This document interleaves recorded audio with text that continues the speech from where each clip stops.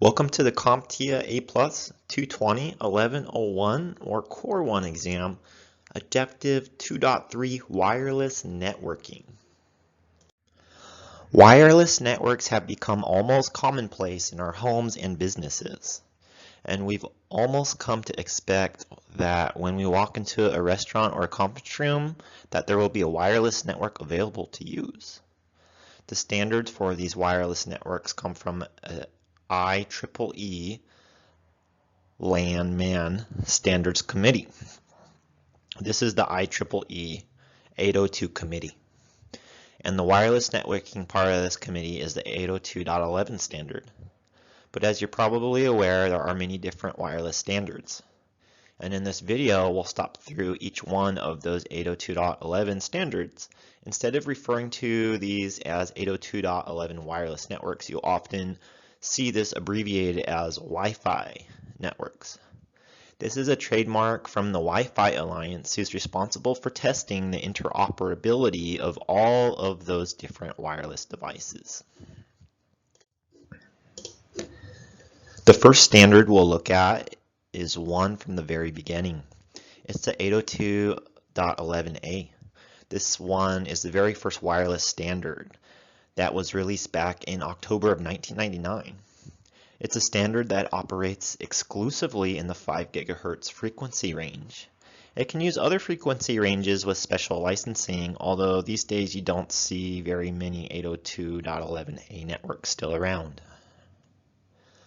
The 802.11 wireless standard operates at 54 megabits per second. And although this doesn't seem very fast now, back in 1999 when this was first released, that was a great deal of speed on a network that suddenly was able to operate wirelessly. Because we are operating at 5 gigahertz frequencies, we don't tend to have the same range as lower frequencies such as the 2.4 gigahertz range. That's used by 802.11b. With these higher frequencies, the objects around us tend to absorb the signals, whereas with 802.11b, they tend to bounce off of those devices. And therefore, we get a little bit more distance from the 802 gigahertz base network. As I mentioned, it's not common to see 802.11a in use these days. And very often, this will be type of network that has already been upgraded to a much faster and newer standard. And about the same time the 802.11 was released, the IEEE also finalized the 802.11b standard. This is not an upgrade to the A. Instead, this is a completely different standard that operates with different frequencies and different speeds. 802.11b operates in the 2.4 gigahertz range, and its maximum speed is 11 megabits per second, which is certainly much slower than the 54 megabits per second we were able to get with 802.11a. So why would we choose the slower 11 megabits per second wireless standard when a 54 megabit standard already was available? In many cases, this is associated with the different frequency in use. As I mentioned earlier, 2.4 gigahertz frequencies tend to bounce off of devices instead of being absorbed, and therefore we get a bit longer distance in 2.4 gigahertz networks. This, of course, will depend on the type of environment. If you're in a warehouse, you may choose 802.11a because there's so much open space. But if you're in an office setting with a lot of people and desks, you may choose 802.11b because that frequency works a lot better in that environment. One challenge we have with this 2.4 gigahertz range is that the wireless networks are not only devices that can use those frequencies. It's very common to see things like baby monitors, cordless phones, or even Bluetooth standards take advantage of the 2.4 gigahertz frequencies. This means that we could have frequencies conflicting when we try to communicate using all those devices.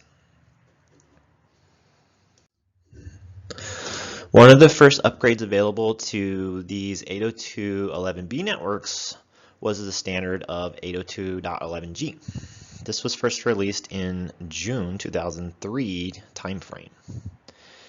And just like 802.11b, G operates in 2.4 gigahertz range. The reason that this was such a useful upgrade for folks running 802.11b was that we increased the speed on the G standard to 54 megabits per second, which is about the same as we found with 802.11a. 802.11b G standards is backwards compatible with the B standard. That means that we could upgrade our access point to 802.11g and still continue to use our B devices on the same network.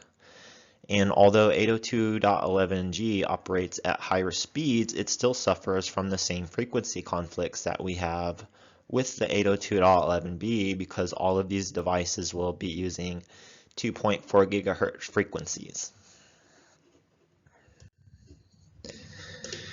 In 2009, a new standard was released that effectively upgraded 802.11a, B, and G to new versions of 802.11n. As you probably notice, it can be confusing to keep track of all these different letters and numbers, so instead we started using the standard of using a number. So 802.11n can be called Wi-Fi 4. Technically speaking, it would be a different number because of the letters, but in the case that it was released, it's the fourth in the series. Wi-Fi 4 is the standard numbering scheme that we use. Because 802.11n or Wi-Fi 4 is designed to upgrade, it operates with both 5 gigahertz and 2.4 gigahertz simultaneously if you have access points that support that. We also have more bandwidth available for each individual channel. We can have up to 40 megahertz channel widths, and what that really means, if we are able to transfer much more data at the same time over this network. If you do have a wireless access point that's able to use 40 megahertz channel widths and it has 4 antennas on it, then you can get a maximum theoretical throughput of about 600 megabits per second, which is obviously a large improvement from the other technologies. A new form of communication was MIMO, or multiple input, multiple output. This means that devices can transfer much more information simultaneously from the access point. In January of 2014, we introduced 802.11ac, which we now refer to as the Wi-Fi 5. And this is another improvement over the previous standard of 802.11n. Wi-Fi 5 operates exclusively in the 5 gigahertz range. So unlike 802.11n, there is no 2.4 gigahertz available in the Wi-Fi 5. You can also use much more of that wireless spectrum simultaneously because 802.11ac will support up to 160 megahertz of a channel bandwidth. This translates into much more channels that can be used simultaneously and therefore much more data that can be transferred over the network. This standard also changes how information is transferred over that wireless network. We refer to this as signaling modulation, and this also increases the amount of data that we're able to transfer. The newer 802.11ac standard not only uses multiple input, multiple output, but also increases the capabilities of MIMO by adding multi-user MIMO.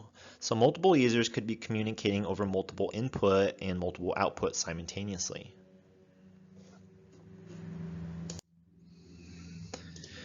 The upgrade to 802.11ac arrived in February of 2021 with the 802.11ax standard of what we call Wi-Fi 6. This is a standard that operates at either 5 gigahertz or 2.4 gigahertz frequencies, and on some access points can use both of these simultaneously. The standard also supports many different channel widths, so we can have bandwidth of 20, 40, 80, or 100 megahertz for people communicating on that wireless network. If we look at the standards for 802.11ax, we can also see a total throughput of over 1.2 gigabits per second. This is a somewhat small increase from the previous standard, but there's a difference in how the particular version was designed. It solves some problems that it had before when there are a large number of people on the network. So if you're at a sporting event or a trade show, you might find it difficult sometimes to communicate over these wireless networks. With 802.11ax, we introduced a new form of communicating called orthogonal frequency division multiple access, or OFDMA. This takes a type of communication that we've used for some time on our cellular networks and brings it into our 802.11. This allows us to put 802.11ax networks in place with large numbers of people and be able to communicate without a huge loss in efficiency over the wireless network. So here's a summary of the different standards of 802.11. You can see the frequencies, the MIMO streams, theoretical throughput, and the theoretical total throughput.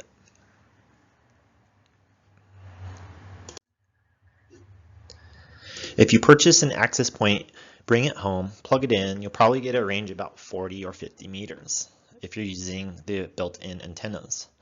If you're working in a corporate environment and you want to connect two other buildings together with the 802.11 standard, then you obviously need a different type of antenna. A regular antenna will not work. Instead, you need some sort of fixed directional antennas that you may need to increase the overall signal strength of your 802.11 signal. In our offices and homes, we have signals that might be bouncing or be absorbed by the things around us. When we're sending a signal between buildings, there's usually not much in the way that would cause signals to bounce or be absorbed. You would use very directional antennas like this Yagi antenna to be able to have a very focused point of connection. This is not a typical thing that most people install, and it could be a bit painful or trivial, and you need to have a professional install it and check that everything's working. Another wireless technology that's widely used is RFID, or radio frequency identification.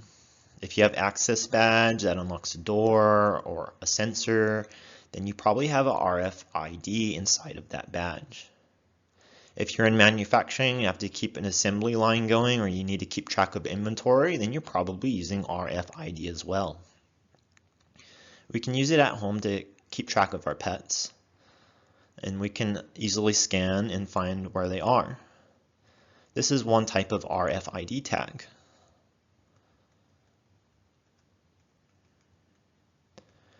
As we send signals out, that signal is being captured by the antennas that is covered to the power added to the chip that effectually powers and allows this device to transmit back.